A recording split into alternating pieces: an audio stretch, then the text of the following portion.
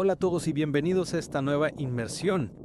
Hoy nos adentramos en un tema bastante sugerente. De hecho, surge a raíz de un material que uno de nuestros oyentes nos ha hecho llegar. Ajá.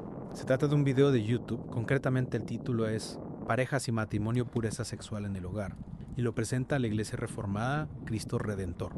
Y bueno, la verdad es que el título ya de por sí invita a profundizar un poco más, ¿no te parece? Sí, totalmente. Un tema que siempre es relevante, ¿no? Y bueno, en esta inversión, como bien dices, vamos a intentar desgranar las ideas principales que se presentan en este video, especialmente en lo referente a la pureza sexual. Exacto. Veremos cómo afecta esto a nivel individual, a las parejas, a quienes se preparan para el matrimonio, porque bueno, el orador del video hace bastante hincapié en equipar tanto a parejas como a jóvenes. Sí. Y es que ya desde el principio, desde la introducción, ya se marca una línea bastante clara, ¿no? El orador empieza su discurso centrándose en un pasaje bíblico muy concreto. Primera de Corintios, capítulo 6, versículos del 18 al 20. Y enseguida llama la atención sobre una palabra clave, que es huid. No es una sugerencia, sino una orden, ¿no? Una orden a alejarse de la fornicación. Sí, de hecho es interesante cómo define la fornicación, ¿no? Como usar el don de la sexualidad, que es un regalo de Dios, fuera del marco que Él mismo ha establecido. Claro. O sea, transgrediendo el diseño de Dios para esta área de nuestras vidas. Y ya desde el inicio se plantea una postura bastante firme contra la impureza sexual. Sí, se nota que es un tema importante para el orador.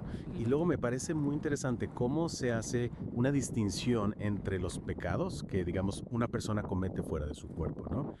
Y la fornicación, que se describe como un pecado contra el propio cuerpo. Sí. Y esto lo conecta con la idea de que este tipo de pecado en realidad se origina y opera en el interior del individuo. Que claro, No es algo simplemente externo, sino que nos afecta a un nivel muy personal. de ahí que se introduzca el concepto del cuerpo como templo del Espíritu Santo. No, nuestro cuerpo no nos pertenece por completo, sino que es propiedad de Dios. Y esta es la razón fundamental que se presenta para no caer en transgresiones sexuales. Exacto. Y luego, para cerrar esta introducción, se hace referencia al versículo 20, que dice que fuimos comprados por precio, lo cual nos lleva a la exhortación final de glorificar a Dios en nuestro cuerpo y en nuestro espíritu, ambos le pertenecen. Y una vez sentadas estas bases, vamos a entrar ya en materia y en el tema central del video, que es la pureza sexual en el hogar. Y aquí hay un detalle que me llamó la atención, y es que el orador decide, digamos, modificar intencionadamente una palabra, que seguro que ya te imaginas cuál es, Sí, debido a las políticas de contenido de YouTube. claro. Y también por respeto a la audiencia más joven. Lo cual es comprensible, ¿no? Sí. Pero lo interesante es la justificación que se da para esa modificación. Se habla de la etimología de la palabra, cómo describe la intención de la mente de buscar material visual de carácter sexual. Y también se dan ejemplos de contenido que está fácilmente accesible para niños de Internet. Sí, es que hoy en día es tan fácil acceder a este tipo de contenido. Y ahí es donde surge la pregunta clave. ¿Cómo podemos combatir la adicción a este tipo de contenido visual y cómo podemos cultivar una sexualidad sana y santa en el matrimonio? Pues para responder a esta pregunta, el orador vuelve a los fundamentos bíblicos que mencionábamos antes.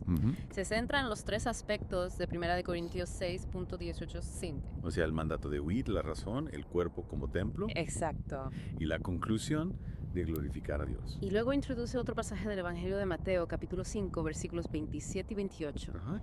que dice: Oísteis que fue dicho, no cometerás adulterio.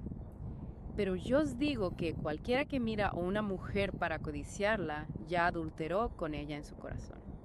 Uf, palabras mayores. Sí, bastante contundente.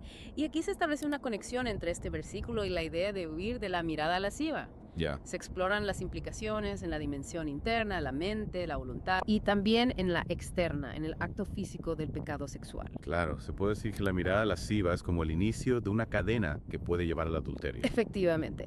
Y se hace una observación sobre la responsabilidad que tenemos si nos presentamos de una manera que incite la lujuria en otros. Claro, es decir, no solo se trata de controlar nuestra propia mirada, sino también de cómo nos mostramos a los demás. Exactamente. Y luego se menciona Hebreos 13.4, que dice: honrosos sean todos el matrimonio y el lecho sin mancilla, pero a los fornicarios y a los adúlteros los juzgará Dios. Y aquí es donde el orador llega a una conclusión bastante llamativa. Ajá. Dice que consumir contenido visual de carácter sexual, incluso dentro del matrimonio, podría considerarse fornicación y adulterio. Es interesante. ¿Y cómo se llega a esa conclusión? Pues se presentan dos líneas de razonamiento. La primera se basa en que cualquier conducta que deshonra al cuerpo es pecado contra Dios. Y se vuelve a citar 1 Corintios 6.19, el cuerpo como templo. Claro, claro. Se explica que esto no se limita solo a los actos físicos, sino que también abarca nuestros pensamientos. Ya, es decir, que no basta con no cometer el acto en sí, sino que también hay que cuidar la mente. Exactamente. Y luego la pregunta que surge es, ¿de qué manera ese contenido visual deshonra el cuerpo si no hay contacto físico? Claro. Y ahí el orador recurre a la idea de que los pensamientos son actos ante Dios. Traer esas imágenes a la mente ya se considera una deshonra al cuerpo que ha sido comprado por Cristo. ¿Y la segunda línea de razonamiento en qué se basa? La segunda línea se centra en el mandato de Dios de ser puros en pensamiento, palabra y obra. Ajá. Se explica cómo ese contenido corrompe la mente y los afectos y puede llevar a una forma de infidelidad incluso dentro del matrimonio. Ya porque desvía la inclinación mental y emocional hacia otra persona. Exactamente. Y bueno, ya entrando a la aplicación práctica de todo esto, el primer paso que se propone es identificar la conducta problemática. Si estás casado o preparándote para el matrimonio, debes ser honesto contigo mismo y reconocer si tienes deseos de consumir este tipo de contenido. Claro, el primer paso es reconocer que hay un problema. Sí, y luego se usa una analogía muy gráfica, ¿no? Sí, me acuerdo. Se compara el acceso a este material en el pasado, cuando había que ir a un kiosco a buscar revistas ocultas, con la facilidad con la que se puede acceder hoy en día a través de Internet. Sí, sí. Es que ahora con un solo clic puedes encontrarte con cualquier tipo de contenido. Exacto. Y se da un ejemplo de una publicación engañosa en redes sociales que te lleva a contenido que no estabas buscando. Sí, y eso demuestra lo fácil que es exponerse a este tipo de material sin quererlo. Totalmente. Y también se habla de la naturaleza adictiva de este contenido que puede ir en aumento. Sí. Es que es un tema bastante complejo, porque puede empezar como algo esporádico y acabar convirtiéndose en una adicción. Sí, y ahí es importante diferenciar entre la atracción natural hacia el sexo opuesto, que no es pecado, y la lujuria o codicia, que sí lo es. Claro, la diferencia entre apreciar la belleza y desear poseer a otra persona. Exactamente. Y para poder luchar contra esto es importante identificar los desencadenantes. Esos momentos de soledad, de estrés o la exposición a ciertos estímulos en línea. Ya, esos momentos son los que somos más vulnerables. Sí. Y luego hay que ser conscientes de las consecuencias de estos comportamientos. Por un lado está el refuerzo aversivo, ese alivio temporal del estrés o la soledad que produce el consumo de este contenido. Ya, pero que en realidad te engancha más. Exacto. Y luego está el refuerzo estimulante, esa gratificación inmediata que puede afectar a la capacidad de disfrutar de una intimidad sana en el matrimonio. Claro, porque te acostumbras a un tipo de satisfacción que no es real. Sí. Y se usa la analogía del servir en la relación sexual dentro del matrimonio, en contraste con el egoísmo que fomenta este tipo de contenido. Me gusta esa analogía. Sí, es muy ilustrativa. Y bueno, el punto principal es que este hábito puede convertirse en una necesidad para la excitación, lo que puede llevar a disfunciones en la expresión sexual sana. O sea que al final te incapacita para disfrutar plenamente de la sexualidad en el matrimonio. Efectivamente. Y la conducta que se espera desde una perspectiva cristiana es la abstinencia total de este tipo de contenido. Se propone gestionar los algoritmos en línea para evitar la exposición. Sí, eso es algo que podemos hacer de forma práctica. Y también cultivar una relación personal y matrimonial que glorifique a Dios en pensamiento, palabra y obra. O sea, vivir la sexualidad como un regalo de Dios. Exactamente.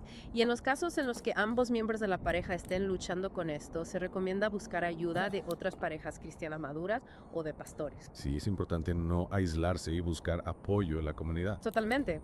Y se dan algunas estrategias para lograr un cambio real, como evitar los estímulos, reforzar las conductas piadosas, extinguir las problemáticas, interrumpir los ciclos viciosos y perseverar.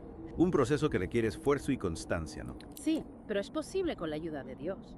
Y para cultivar la pureza y la satisfacción en el matrimonio, se destaca la importancia de la comunicación abierta, el tiempo de calidad juntos y la visión de la sexualidad como un regalo de Dios. Y finalmente se anima al oyente a hacer una introspección personal, crear un plan de acción y buscar un mentor o grupo de apoyo. Sí, para poder poner en práctica todo lo aprendido. En definitiva, la conclusión principal es que este tipo de contenido es pecado y destruye las relaciones con Dios, con nuestra pareja y con nosotros mismos. Y se nos recuerda que Dios nos llama a la santidad y nos da los medios para vencer el pecado. Y me gustaría destacar una última idea que me pareció muy potente.